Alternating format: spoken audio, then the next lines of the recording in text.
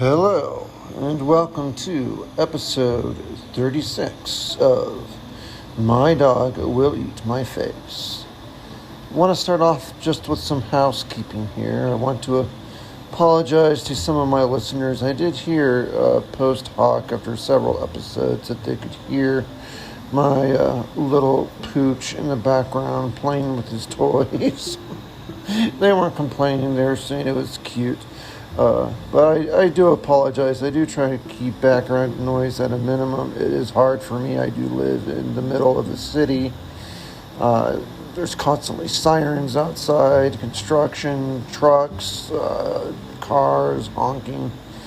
And plus on top of that, I've got a crazy puppy that likes to play every hour of every night. So if you do suddenly start to hear a squeaking noise, no, I've not suddenly had a brain aneurysm and started to squeak like a stuffed animal. It is in fact just my little dog. His name is Carter. So you can blame it on Carter, which is really easy because it just flows nicely from the former president. Blame it on Carter. Oh, blame it on Carter. Easy. See how easy that was? Anyway, no, he's adorable. He's cute, but he can't be perfectly quiet as best as I would like him to be.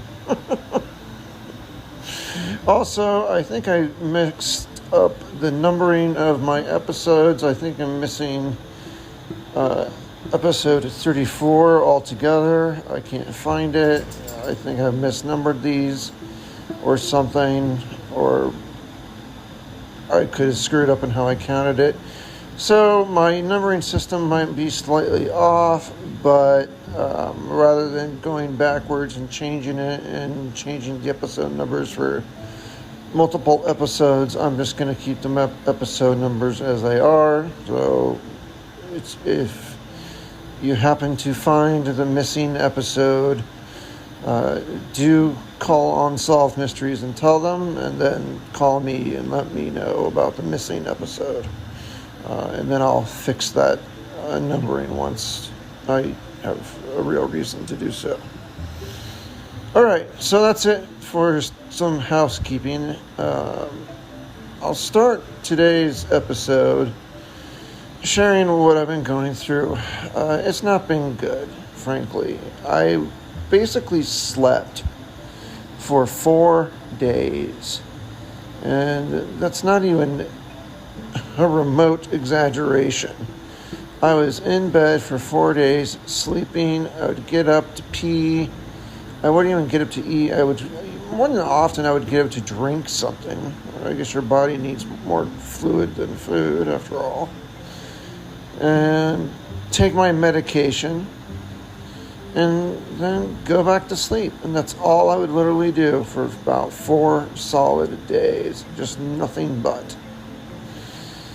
I don't know what the reason why. I at the time was feeling rather exhausted, truly. I was feeling exhausted, but nothing that I would think would warrant such a response as that. It's 4 full days of just being conked out. So that's kind of a mystery to me. But it was compounded with the fact that at the time I was actually feeling quite depressed as well. That part was also a mystery to me too. I didn't know why I was feeling precisely depressed.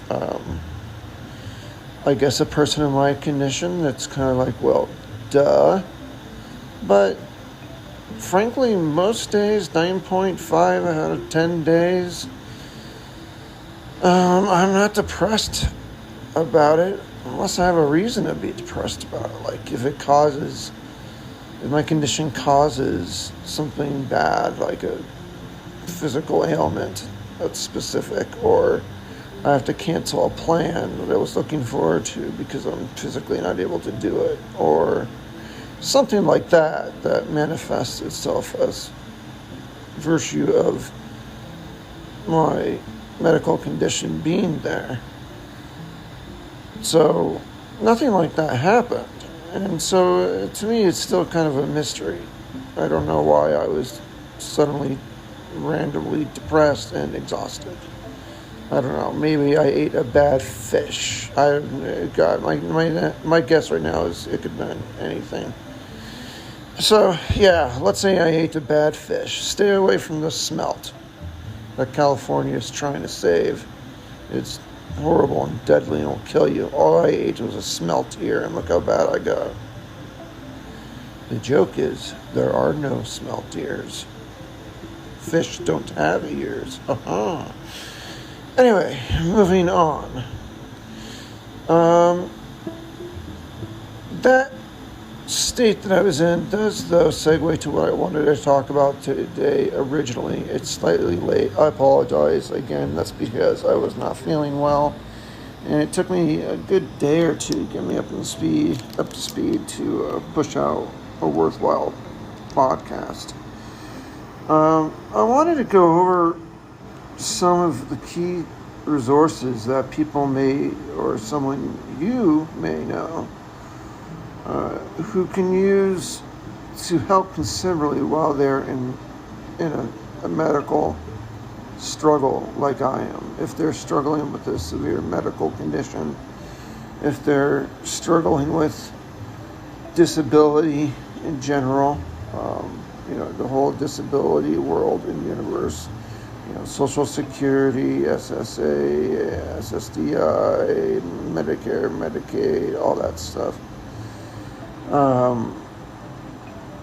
There's a lot of other programs and a lot of other resources out there for folks to easily use that can benefit them throughout this horrible process. Hopefully in your case it's short-lived. And these resources I have don't have an expiration date, as best as I can tell. It's not like they begin and end as soon as you're dead. So you can have a disease for X number of months or weeks or years or days and have the full benefit of these benefits possibly as well.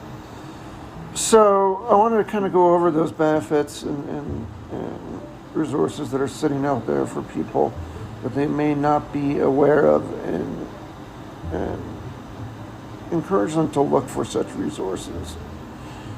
Because just the old hat trick of getting on disability, you'll soon find out in life.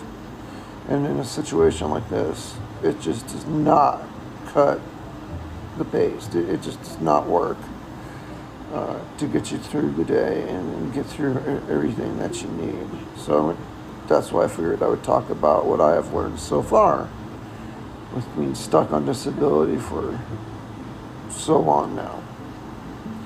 And that's it. That will be today's topic. I'll talk to you more soon.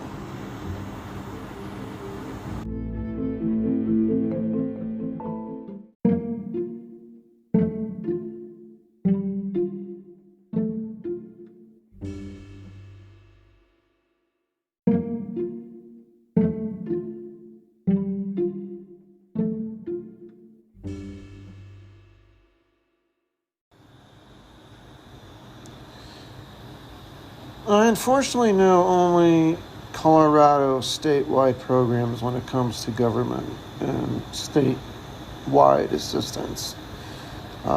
Because, well, I'm from Colorado. I just doxed myself, so that's wonderful. But anyway, in my state, there are programs such as the Colorado PHIP program, which is the Colorado Public Health Intervention Program. What they do is, if you qualify, they can shop around for the appropriate Medicare Part D program, that matches the criteria of the medications you need. And they will cover the premium 100% of the premium. And I believe they also do cover, because it's never happened to me before yet, the cost of the out-of-pocket on the drug 100% as well. I've never had to pay anything for either when using them.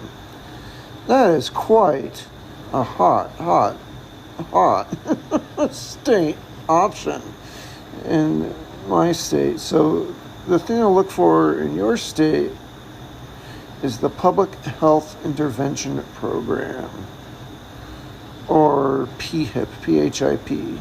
So if I lived in Utah, PHIP. If I lived in Colorado, PHIP, and so on. And yes, it's definitely worth it to go through the paperwork. It's a little annoying at first because you got to make sure you get all the paperwork showing that you are from Colorado, you are who you say you are.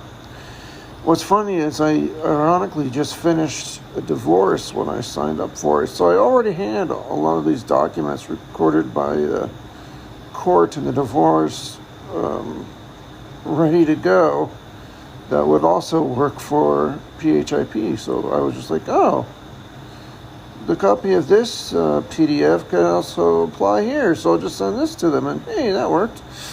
So I lucked out, but it does take a little work, and I highly recommend it. So I pay nothing for Medicare nor for Medicare medications. So that's one program to look at. Also, a long time ago, I was actually between jobs. This is going back years and years. I barely just left living with my parents, so we're talking 20 plus years here.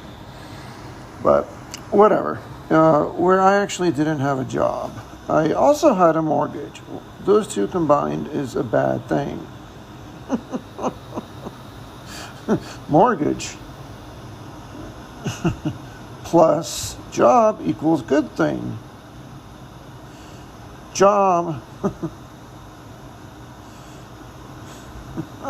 Mortgage plus job or minus job equals bad thing. God, I couldn't get that straight. I must have had a serious brain fart. Anyway, you can tell I'm still recovering from being an idiot. Perhaps it's never recoverable and they just haven't told me. Shame. Anyway, another universal program in Colorado is the Colorado Indigent Care Program, which is basically Medicare for all. If you qualify through enough financials, and they really just look at your income and your cars and stuff. They look at some of your assets, but not all. If you qualify, they cover all your medical expenses, period. All of them. Don't matter if it's prescription, doesn't matter if it's surgery, doesn't matter if it's acrobatic dynamics while doing surgery and catapulted into a AMR machine or, whatever. And none of it matters what you're doing. It is 100% covered by the Indigent Care Program. Now, not all states have this. I think actually very do. But if you have an opportunity to ask someone in your state and you're having a health care problem or trying to get health care coverage that's appropriate for you and it's just crushing you financially, you might be in a state where you don't have to endure that. If medical bills are crushing you, in some states, and I can live to vouch for it, like my state, it just won't happen. Medicare debt will not ever crush you. You just call the state and you ask about, in my state, the Indigent Care Program, and everything will be covered by the state once approved. Everything. Every penny. Every bill you're going to get is for $0. So, needless to say, it's an awesome program, and it applies to any medical facility. It is basically universal health care. If healthcare debt is beating down your door, it flips on, and you get basically universal health care for free. Now, I know it exists in Colorado, and Colorado is an awesome state for stuff like that. It does have a lot of caring people here. I honestly mean that. I do like Colorado. But I'm sure the program has similar cases in other states. So I would ask for an indigent care program. Now, when I jumped it, and first of all, I got a job right away. I used it for a short period of time, got a job, went on their corporate insurance, which technically cost me more money. But technically, as soon as I could pay for it, I knew I morally had to pay for it, and morally could not accept any more money from the state when others are in need. And so I made that decision at that time to not let them pay for it, and I would pay for it myself with my private insurance. My biggest beef with it was just the name, believe it or not. Because I've said it before and I'll say it again, I'm a very vain person. I hated being called indigent, which if you don't know means kind of sort of like someone who can't take care of themselves, like they're almost like worthless, they're kind of pitiful. And I couldn't stand being called something like that. I couldn't stand being called a victim. And I we'll touch more on that later on, but that was the biggest driver of the name of why I want to get off the ASAP. So, well done there, Colorado, to maximize the effective use of your social program while not letting it get overused with such subtle things as the name, peeing off anyone who's got too much pride to even refer to it on the phone. You know, I can steal my voice and cover my mouth like I'm a secret agent when I mention it over the phone so people can't hear me in the room. Anyway, another statewide group that we have here, and a private group, private groups are another thing to ask for. They often get overlooked, but they can do a lot of good work. In Colorado, there's a Project Angel Heart. And what they do is they collect meals full-time all week long for people who suffer from HIV. And they donate to them a full meal pack, a full week's worth of shopping, which includes a dinner every night, breakfast, and lunch. And it's not like packed mama's lunch or something. It's food you reheat. It's like, it's microwave oven form in a lot of cases, the dinners are. But it's better than just a bologna sandwich or jail food or something. You know, it's not bad. It's just, King Soopers. It's just King Soopers food that they get and they bring to you for free, 100% free. Free delivery. It's all volunteers do it. And I knew about them before I got really, really sick because I actually donated to them. Up until actually quite recently, when I had the money, I would donate every year a good amount of money to them. I was really surprised to have that turnaround, to go from one being a supporter to being a client or patron, for lack of another word. Not patron, what's the opposite of a patron? Whatever, I can't think. Anyway, so it was ironic that I came to use it. But they are definitely a good group. Obviously, I think so. Otherwise, I wouldn't give them money. But look for programs like that. Look for private programs that look to qualify people financially. For secular programs, especially, I think the secular ones are more stable. They're more reliable, and they're not going to tax you your time and you having to go 1 week or 1 day a week go 1 week. It's much worse. Go 1 day a week to a service or something. I don't know how they do it. I'd never go to a religious benefit. It's purely secular, but you do have to qualify. You have to have a doctor sign it, and they live off donations. So there's nothing you have to do to get their attention and get their services other than to qualify. The only reason I don't use them right now, and you might be asking, wouldn't you, if it's so good, wouldn't you be using Project Angel Heart right now? The answer is yes, except I live in a high security building, and delivering groceries in the way they do it at an unknown time slot with a driver, I don't know who they are, it's all volunteers, and handing it off to me just became too much of a hassle. And since I could afford it for now anyway, I just switched to using other resources to get food.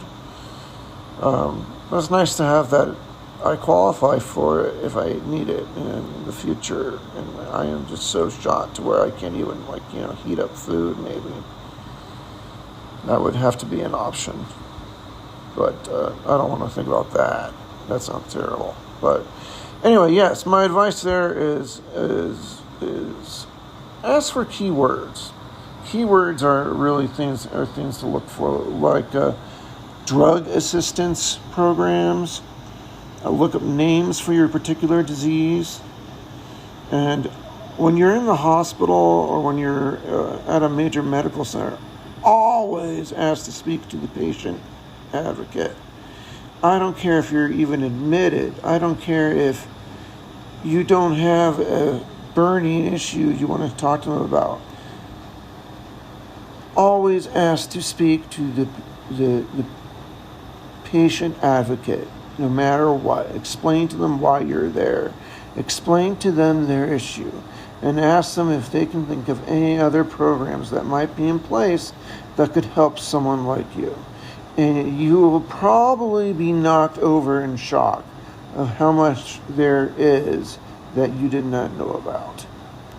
I hope that's the case. I pray that there's not a bunch of you saying I did exactly that and I fell over not in shock from being so many, but shock from there being so little.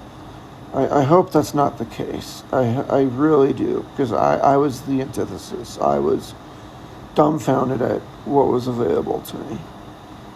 So I think that though is the key, is to know the key words to use. Like drug assistance. It sounds bad, but it sounds weird, kind of like you're looking for drugs when you're looking for liver medicine. Give me a break. But it helps you to get your medicine to keep alive. Know the names of your disease, and definitely talk to the patient advocate. So, just keep that in the back of your mind when you go into any facility. And hey, if it works one time, it gets you an excellent resource. That's one excellent resource you didn't have before. So I still recommend it. Do it every time, even if you've been and had bad situations in the past. At least that's my recommendation with that. I've been lucky. I've had really good solutions when I've gone that route. So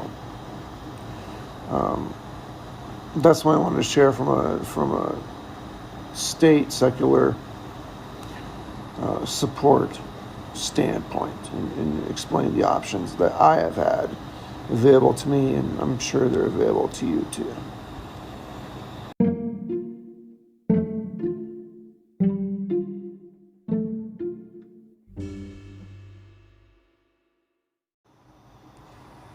Now, above all, I must say with firm certitude that the best asset you have in fighting disease and despair is yourself.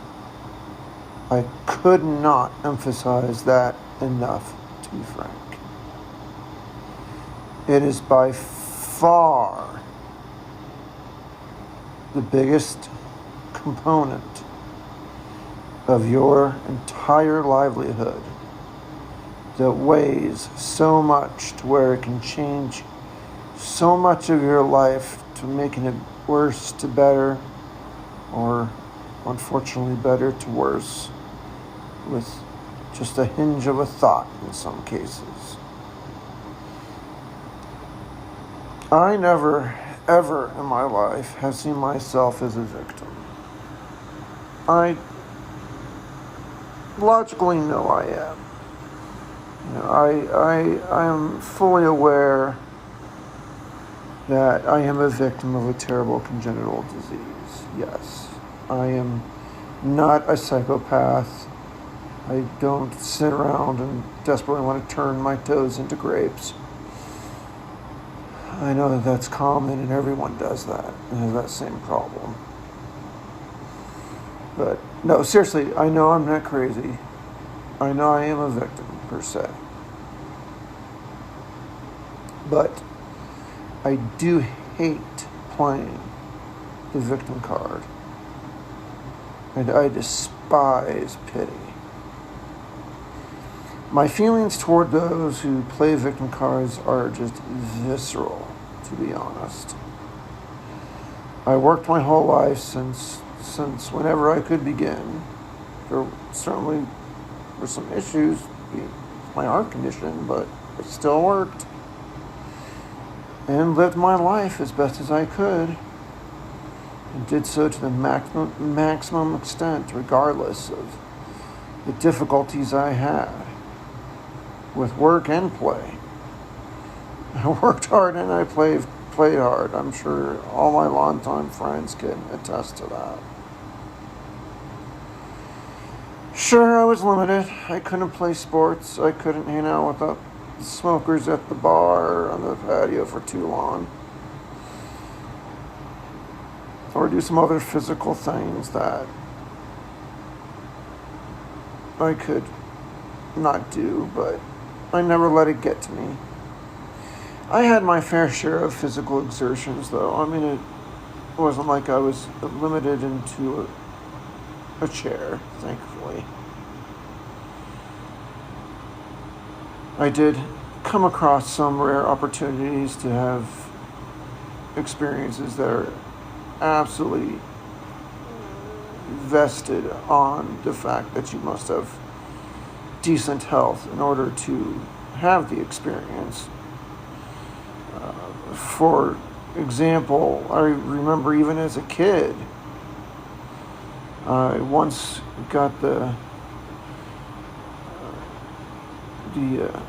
good time, if you want to call it that, to walk above the tree line at home in Colorado, around 14,000 feet on one of Colorado's great 14ers. The most I remember is the snow, shortness of breath, and wind. But I did it, and I knew if I couldn't do it then and now, when I was young, the opportunity would be lost on me, and my condition would only be worse later. So, I know I'll never get to do it again, but it's stampeded and stamped in my memory that I actually did do it. And I was lucky that I didn't go with family or anything like that. Not to say this against my family, I meant I was lucky with my school. My school took me up there. They bussed us up one time to a peak just around 14,000 feet and let us on over the bus to walk around and be kids, and let us back in the bus, which we all quickly did because we were not equipped at all to be walking around. We had like on tennis shoes and stuff. So if you looked inside the windows of the bus, did you see all these kids' feet sticking straight up, airing out, trying to dry off the ice cold water, trying to dry off the heat in the bus. Because they gave us no warning that we were going to go this high up. Anyway, That's just one example of a fun picture of me taking the opportunity that I knew would soon be lost. Hiking is similar. My only hiking in the States, in the United States, was with, again, my school group, with my elementary school class. One time we hiked a local trail by my house, which I had earlier hiked many times on my own. I used it as just a moment to clear my mind and just kind of be with nature. I liked it. I liked the hike. But on this particular hike, I was with the other students, and I was trudging up a hill when suddenly I hear a loud crunch noise. And immediately my brain told me, uh-oh, that was a bad sound. And I suddenly noticed two insects fly right past my nose, like super, super fast. Like a pair of 418ers coming in for a dive, bombing on me. But they just went past me, like, what was that? Then I suddenly feel like a little pinch somewhere on my body. Then I see a couple more of these bugs flying past, and then another prick, and then another little prick, and then another little, and I was, oh my God, I'm being swarmed. And I looked down. What I stepped on was a beehive, and planted my foot right into the beehive. I was just standing in it like an idiot until I realized what was going on. And so I ran down the hill shouting, trying to get the bees out of my hair. And everyone was freaking out. The teachers were freaking out. Are you allergic? I'm not, thank God. To me, it was hilarious. The swarmed being fine.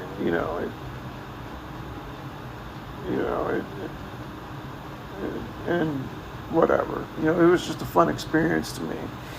And what's really funny is afterwards, amongst all the boys at school, they thought me as being this really tough guy for being able to handle being swarmed like that.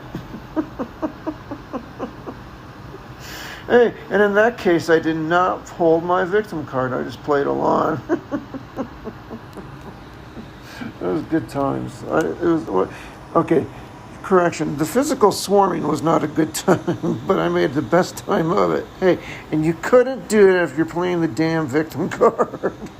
So I've got a funny memory as opposed to a horrific memory.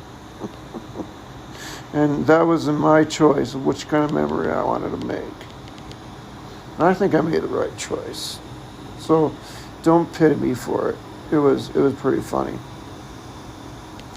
But I know someone in my life who shall remain nameless, who goes to doctors several days a week, including seeing her PCP and physical therapist. Well, great, I just doxed the sexuality. So there, I doxed to the corner 51% of the population. I'm sorry. Anyway. Go to a physical therapist or all kinds of other people and specialists, just rattles them all off. I mean, appointments every day, all week long. And yet I've never heard a single diagnosis of her disease. And I know she's got a history of self-hurt for opioids. To my understanding, she's not done it for a while, to her claim, but I don't know if that's true. But whenever I ask her, what is your medical condition, they just rattle off defensively a blistering list of diseases most of us would have had to stop and Google, or lists diseases with no names at all. Every comment is about how much pain they are in and woe is me. I'm the victim, feel bad for me. And of course, you don't understand victimhood in a state I always despised. Because I grew up fighting my congenital defect. I always had that playing card available to me. But I didn't want to be pitied or seen as a victim. Everyone I knew who I stuck around with in life knew that I did not want the victim card played in my life and that it would just bring me misery. Economically, socially, even my self-identity and esteem would be horribly mauled if I were to try to play the victim card myself.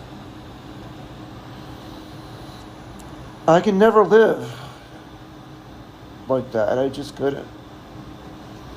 Nietzsche said, the value of a thing sometimes lies not in what one gains with it, but what one pays for it. What it costs us. I think this is true of life in general. And let me repeat that quote one more time, because I kind of mangled it as it came out of my brain. The value of a thing sometimes lies most in not what one attains with it, but in what one pays for it, what it costs us. There. Is that better? There. My brain's behaving a little bit better now. Anyway, I think this statement is true in general, when it comes out clearly, certainly. I think it's true of life, and if you choose to isolate and woe and bleed and warmly welcome victimhood, to be a victim, how can you value life itself? As a victim, you're paying nothing or close to it. Your personal investment is minimal. Whereas if you fight, refuse, be a victim, graciously ask and not demand help when needed, accept it as a gift that's true and not something owed to you, you can't have much value as you didn't pay for it. This also relates to the tragedy of the commons, a philosophical must that I'll discuss later. But I think Nietzsche summed it up nicely. The first principle, one must need strength, otherwise one will never have it.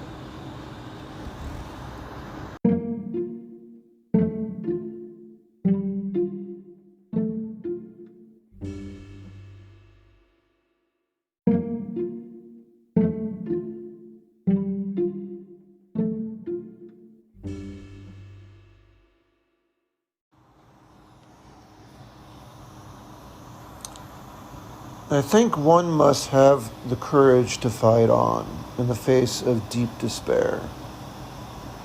To crumple up and surrender your humanity so easily is no answer. It's certainly not an easy way out of life. That is, out in life. But it is certainly an easy way to despair while awaiting death. If one is weak and unable truly to fend for themselves in whatever scope of life they are in, I think one should graciously ask for help if that is the best way to find it. I disclosed several state and private programs that I use and have actually given to before. I didn't feel less of a person for going to them. I knew I needed help and thankfully found it. Now, what if it cannot be found? What then? Well, this certainly happens too.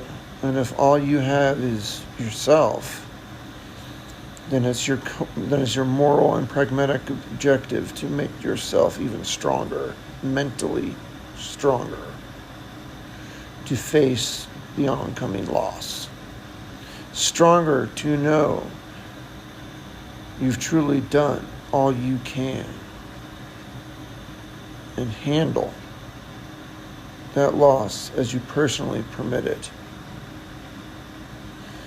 This is an unfortunate fate of varying severity that has plagued all of us in our lives.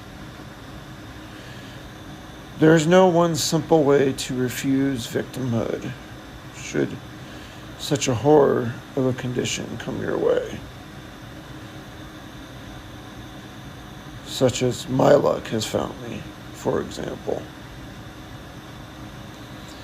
All I can share is when I faced it, I fundamentally sought to preserve all those things that are in me that make me who I am.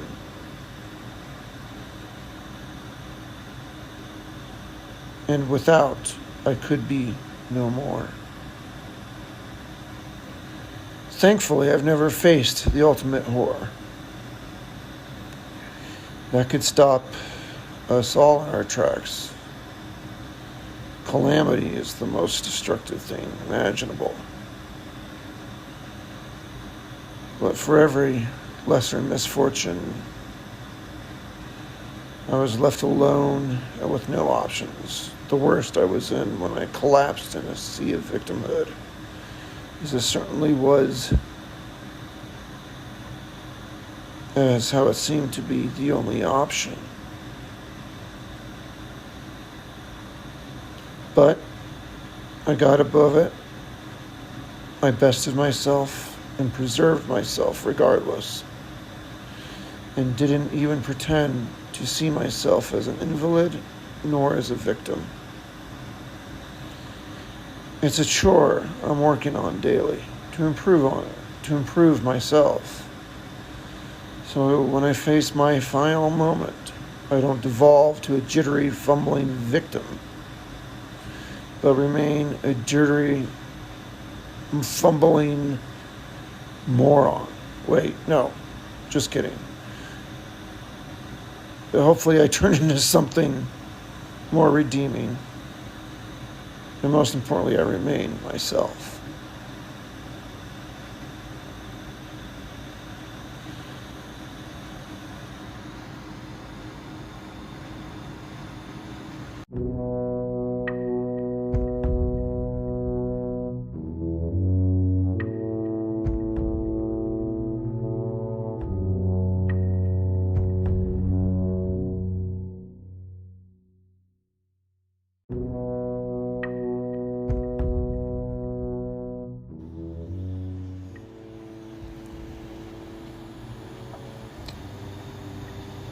As we come to the end of this week's podcast, you'll note maybe if you're looking at the segment titles in your podcast app, some people look, some people don't.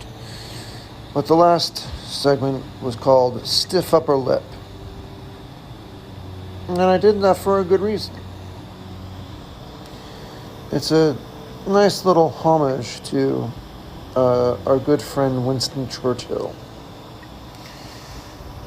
Although I think the original context of stiff upper lip was really to tell young virgins to bear with the pain of sexual activity for the first time, because they're making young Britons, and so they're doing it for England. And so they're to have a stiff upper lip and think of England as they're going through the hell of intercourse. Anyway, I think that's the actual origin of that phrase, stiff upper lip. But I like my version better. It's more relevant to me, I hope. I like it because it reminds us truly of the hell that Britain went through in the Great War. in World War II, the Great Patriotic War, whichever war you want to call it, the hell on earth that was the 40s. And much of the 30s.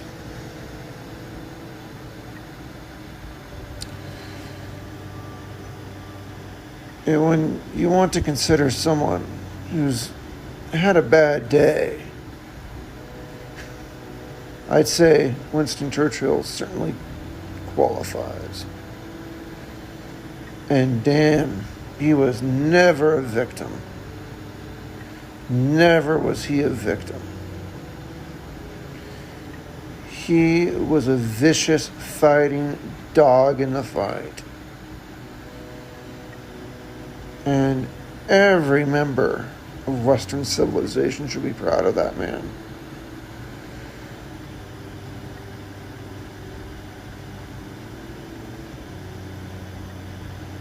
And it's that type of personality and that type of person that I celebrate, that I hold on high reverement, that I appreciate, that I want to be like. Not the victims, not the woe is me types. Certainly there are victims, yes. And I know I am technically a victim as when you look it up in Webster's dictionary, but I hate the victim mentality. It's the mentality of being weak and forgotten and incapable, and that the fight had been lost when you're still in the fight.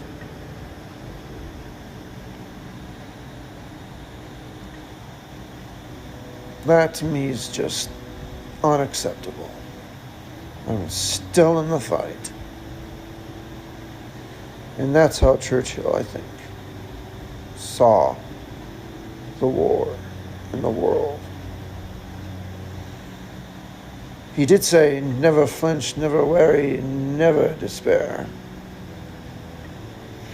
As a lot of you may or may not know, I keep a quote book. That's why I have so many quotes memorized. I have kept a quote book since, about 5th grade. And if I came across a quote that really intrigued me, I wrote it down and for the most part memorized it. If I didn't memorize it, I knew where to refer back to reread it if I so wanted it. And so I have this sort of long journal of just quotes that I've kept for decades. And a good number of them have Churchill interladen throughout. And boy, if I were to pick a general for my war and my fight with my disease and my future, I would pick Winston Churchill easily.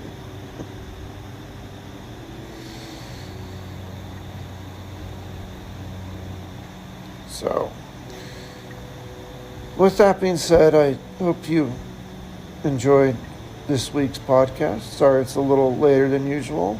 Like I said, I'm kind of coming off again being sick, and well, not even sick, just exhausted and sleeping for days even. It just wiped out just physically. And unfortunately, there's going to be more of that coming. I mean, it's just the way it is with my disease. It's the exhaustion and the physical derailment is going to be more and more commonplace, they say.